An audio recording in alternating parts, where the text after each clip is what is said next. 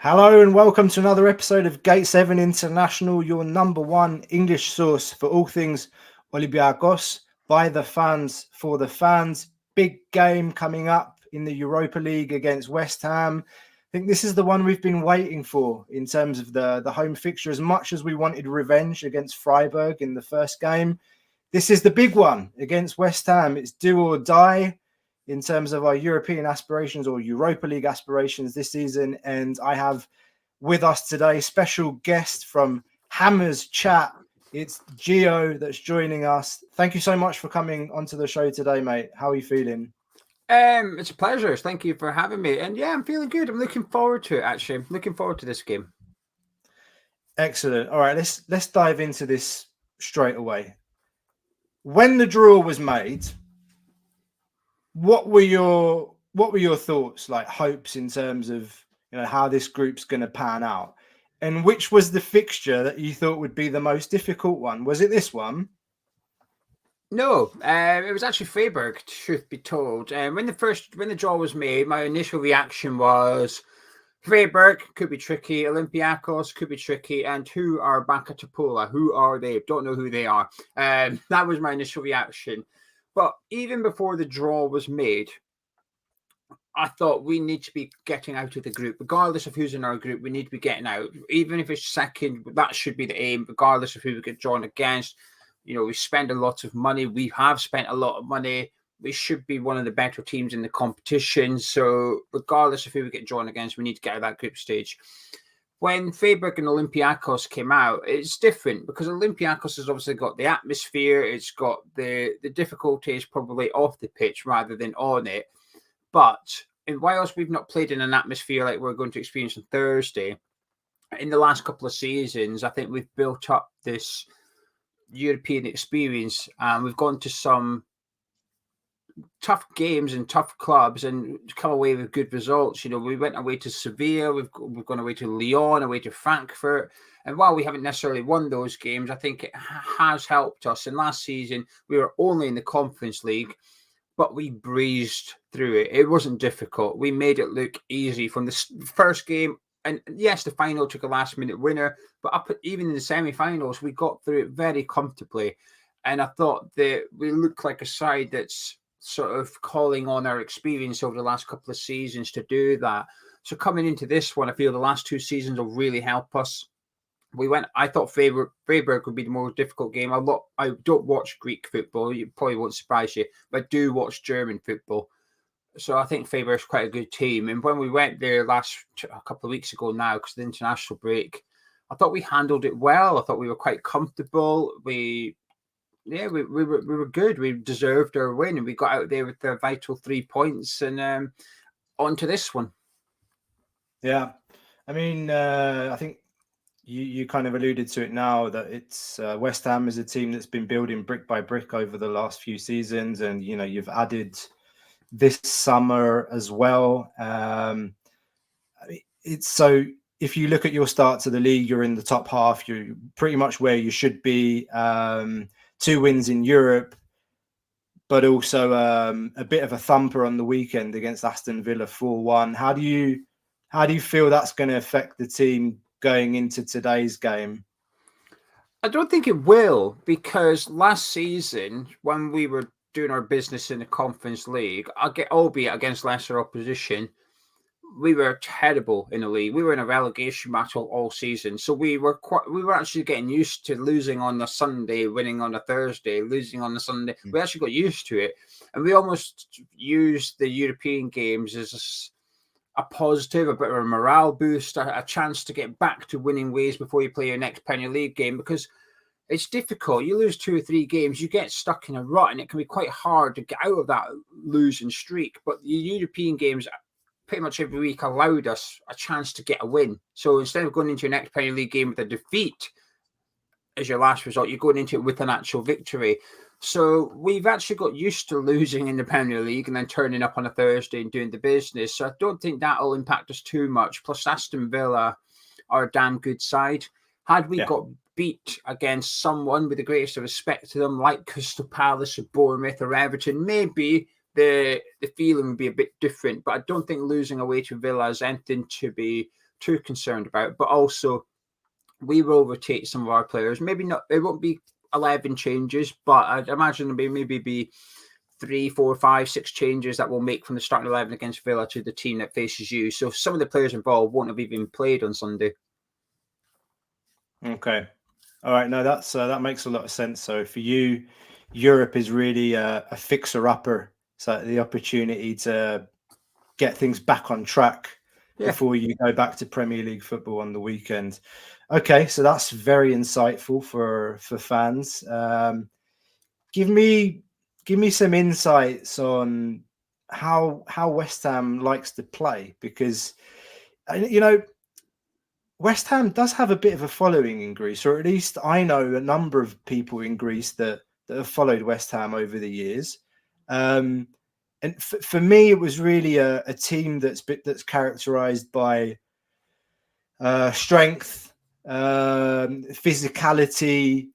That's changed a lot, hasn't it, over the last 3 years? Or am I wrong? Like, what's the vibe like?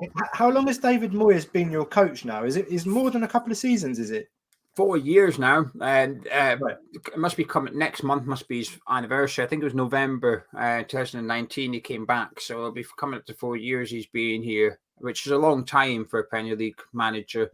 I think it's a bit defensive under David Moyes. It can be a little bit boring and a bit frustrating because we have attacking players, we have flair players, we spend a lot of money on attacking players, and we perhaps don't see the best of those attacking players. Jarrod Bowen's probably our most effective player, but he's got that defensive aspect to him as well. He will get back and defend. He will track the runner. And there's always that requirement. If you're going to succeed in David Moyes' team, you have to be able to do it defensively. You look at our striker, Antonio, can do it defensively, will get back and help out, will press from the front and stuff. Almost, you've got 11 players on the pitch that are capable of doing some form of defending. So it can be quite frustrating at times because there's maybe a feeling that he doesn't perhaps get the best out of the group of players he's got. Or if he does, it's maybe those who perhaps aren't as entertaining to watch. He might get the best out of the workhorses, the ones that are going to roll their sleeves up and get stuck in. He gets the best out of them ones, but the ones that are capable of producing the X factor, if you like, maybe those ones are compromised playing under David Moyes. So it can be frustrating. I think this season's different to last season. Last season, we were just terrible, like really bad to watch. It was horrible to watch. Away to Fulham is a good example. It was quite a crucial game for us. We were down the bottom of the table. We needed to win.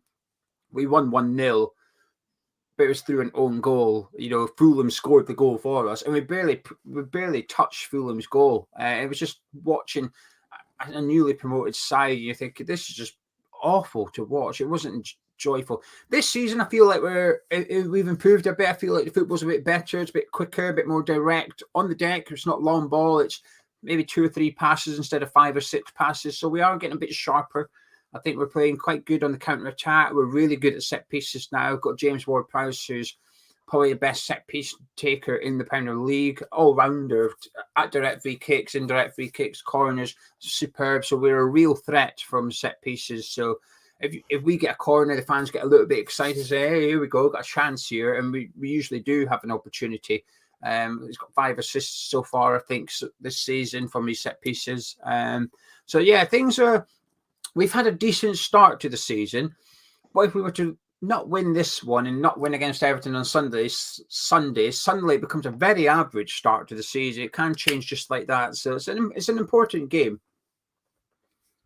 Yeah, lots of insights there again, man. And James Ward-Prowse is definitely a player that we've circled. And you and I talked earlier about Jarrod Bowen on your show. You can go and check out Hammer's chat on their YouTube channel. I'm going to leave a link below as well if you want to go and check that out. I don't know if this is true. Somebody told me the other day James Ward-Prowse needs one more goal from a free kick to surpass David Beckham's record. Yeah, in the Premier League, obviously, but yeah. So if he does on Thursday, it won't quite count. But right, yeah. Okay. Thank you for the clarification. But still, I think that says a lot. So, David Beckham is known worldwide. It doesn't need a Netflix documentary, which is great, by the way. Shame, I don't know why I'm plugging it, but yeah, I think that says a lot about James Ward-Prowse's ability, because I don't think he's that well known. Like, I mean, Southampton aren't a team that's been playing in Europe. So for Greek fans, that's been a problem for us. We've conceded some sloppy goals from set pieces. The third goal, decisive goal against Freiburg, was from a set piece where we just couldn't clear the ball. So that's going to be a problem. But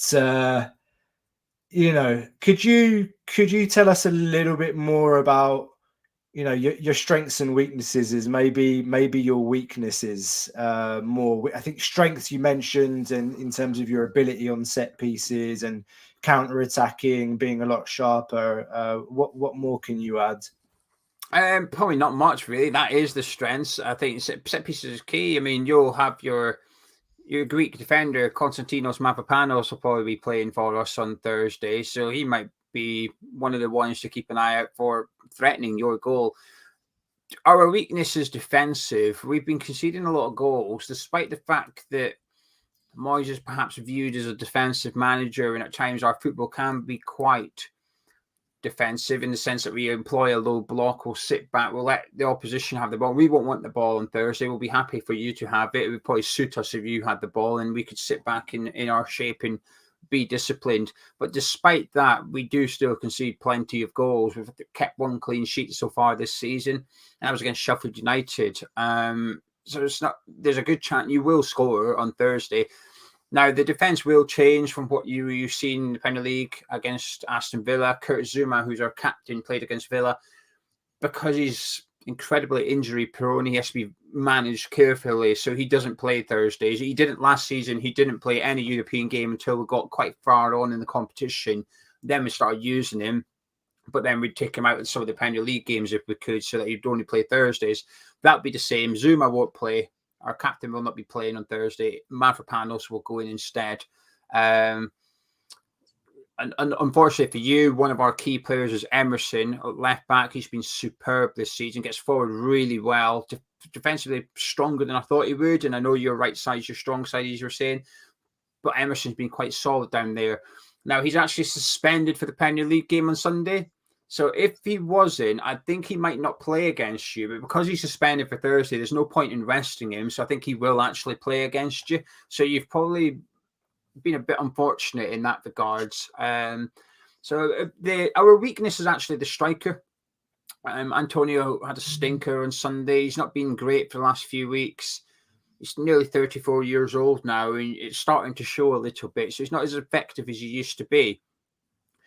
But we don't really have an alternative. We've got Danny Ings, but he can't play in the way we play. The way we play under David Moyes, Ings cannot play in it. Ings needs a strike partner next to him, and we don't do that. We just put him up front on his own and ask him to do the job, which he can't do.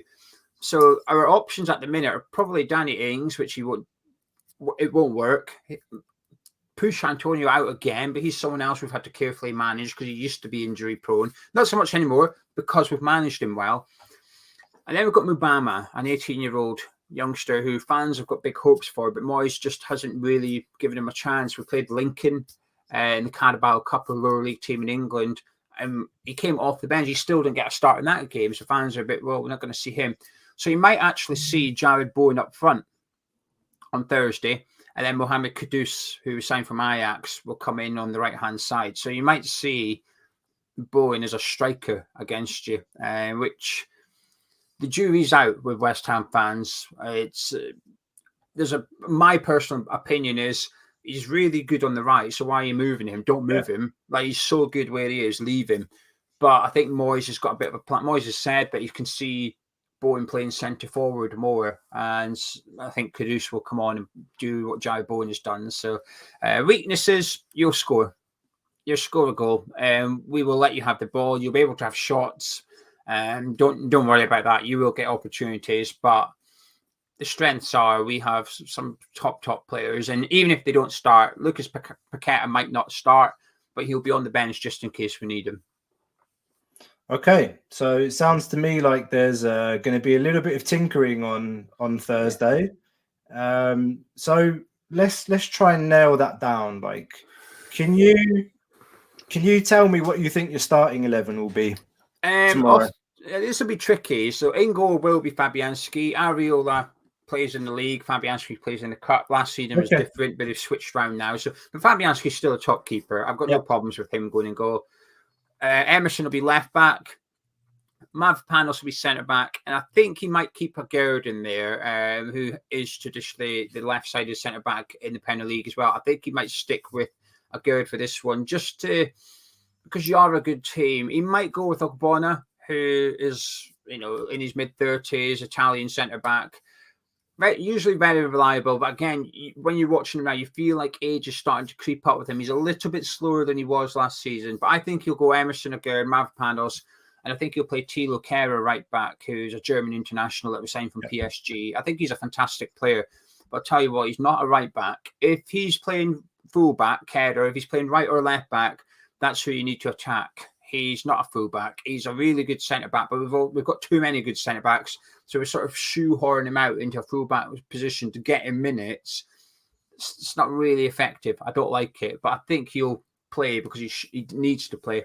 Moving into midfield, Edson Alvarez was signed from Ajax, defensive midfielder. He'll start. Ward-Prowse should start as well. And then I think he'll start Kudus right, Bowen up front. And that leaves two spots, another centre midfielder and someone out on the left. I think he might put Paqueta into the middle. He has been playing out on the left in the Premier League, so we could accommodate Thomas Souček. But I think he'll drop Souček, move Paqueta in the middle. And I think he'll bring in Said Benrahma out on the left, who had a big role for us last season, scored in the Conference League final. It's not really worked this season, but I think this is one of those games where we can try and get him an hour under his belt and see if we can get him back into form, because he's not been playing that great recently. So I think we'll have a very strong team. Off the top of my head, that's 1, 2, 3, 4, 5 changes from the weekend, which is what David Moyes likes to do in European football. He likes to keep a strong spine, but bring in some of the other senior players and give them some minutes that need minutes. Yeah, well, that's the benefit of having not only depth, but a team that's played together for a number of seasons, that you can bring in players like Benrahma, for example, and just, slot him in and think, he's not been performing, but it's the kind of game where I haven't even mentioned Maxwell Cornet, who was spent 18 million on, who's international for Ivory Coast. Got Pablo Fornals, who spent 20 million on. Yeah. They're not really in favour at the minute with Moyes. I don't think they'll get. But the point is, we spent tens of millions on these players, and they're possibly not even going to start on Thursday. So yeah, we've got. Does Moyes like to use all of his subs? No, during the games, he doesn't do it. No, that's a big weakness of his. It's a frustration with the fans. He might on Thursday, if we're winning, he probably will start to bring on a couple of players and whatever. But in the Premier League on Sunday, for example, we got beat 4-1. He made 3 subs. He only made 3. 2 of them were in the 89th minute onwards. So he only made 1 sub up until the 88th minute, despite the fact that we were struggling. He's not. He's also very late with subs as well. He's quite a reactive manager than a proactive one. So if you say it was 0-0 at half time and you were the better team for the first half, come out the second half, the first 5 minutes, you're still the better team. As fans, we're like, well, change something. It's not working. He won't. He'll just leave it for another 10, 15 minutes. And sometimes you'll have to score before he goes, oh, right, now I'm going to do my sub. So it can be a bit frustrating at times. But no, he doesn't use his subs. Okay, that's interesting. What about Olympiacos? What do you know? Like, what do you know about our team? If you look at our squad list, who are the players you're circling? Nothing. I only know what you told me earlier. The bits I do know are nothing to do with the football pitch. So the Nottingham Forest owners, the Olympiacos owner, right. And you've got a few players on loan from Nottingham Forest, like Scarpa. You got Omar Richards over there, Biacone. So I know you've got some of the Forest lads over there on loan at the minute. And obviously recognise a couple of the names like Jovetic, who used to play for Man City. How do you say his name? Is Iborra, that used to play for Leicester and Sevilla. So I do recognise some of the names that were former Premier League players. But in terms of Olympia, I haven't seen you play for years, probably. The only time I'll ever watch Olympiacos is when you play an English team.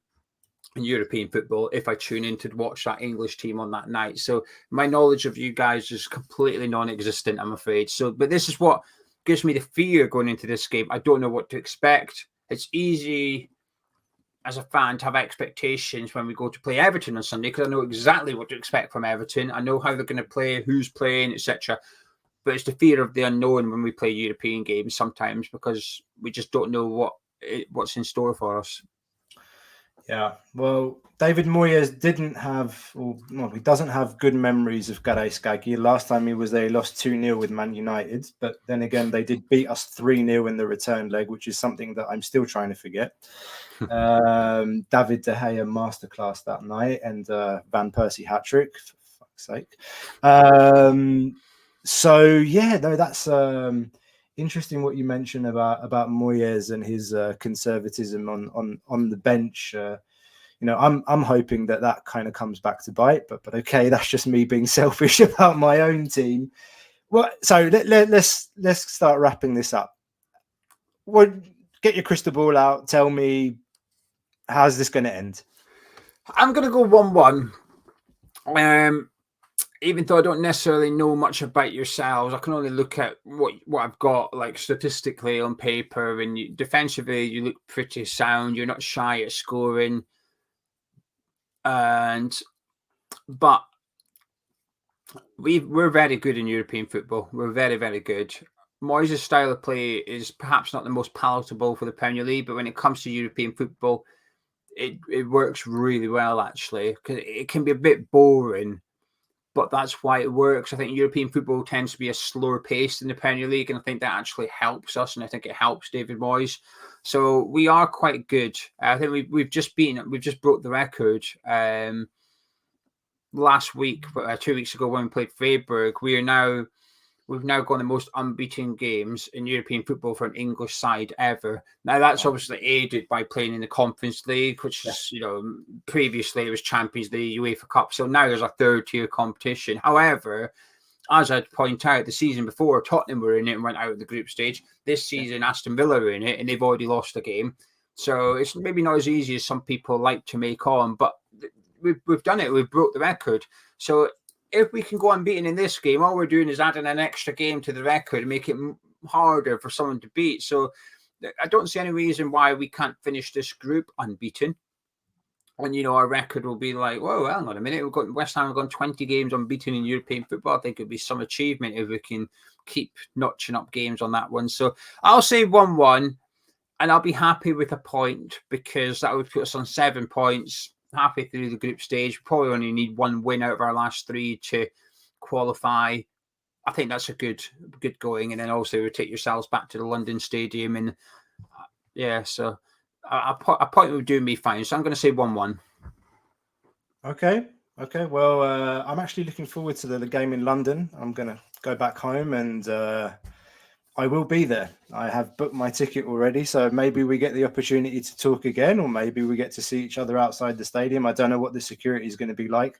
But yeah, looking forward to that one as well. But step by step, tomorrow, big game at the Garaïskaki Stadium against West Ham. David Moyes is coming back with his West Ham team now. Conference League winners from last season. Gio, thanks very much for coming on to the show. No problem. Do you want to just give a quick plug, a shout out for your channel as well for our listeners to learn some more? Yeah, Hammers Chat, talk all things West Ham. So if you're remotely interested in West Ham, then you can come and join us. Just search Hammers Chat on YouTube. You'll find us there. Fantastic. And again, guys, if you've enjoyed the show, don't forget to leave a like. Let us know what you think about the game. Put your match predictions in the comment. And don't forget to subscribe. Hit the bell to make sure you get notifications on future episodes, future live streams, and interviews just like this one. Thank you very much for watching and listening wherever you are. We're Gate 7 International, by the fans, for the fans. See you next time.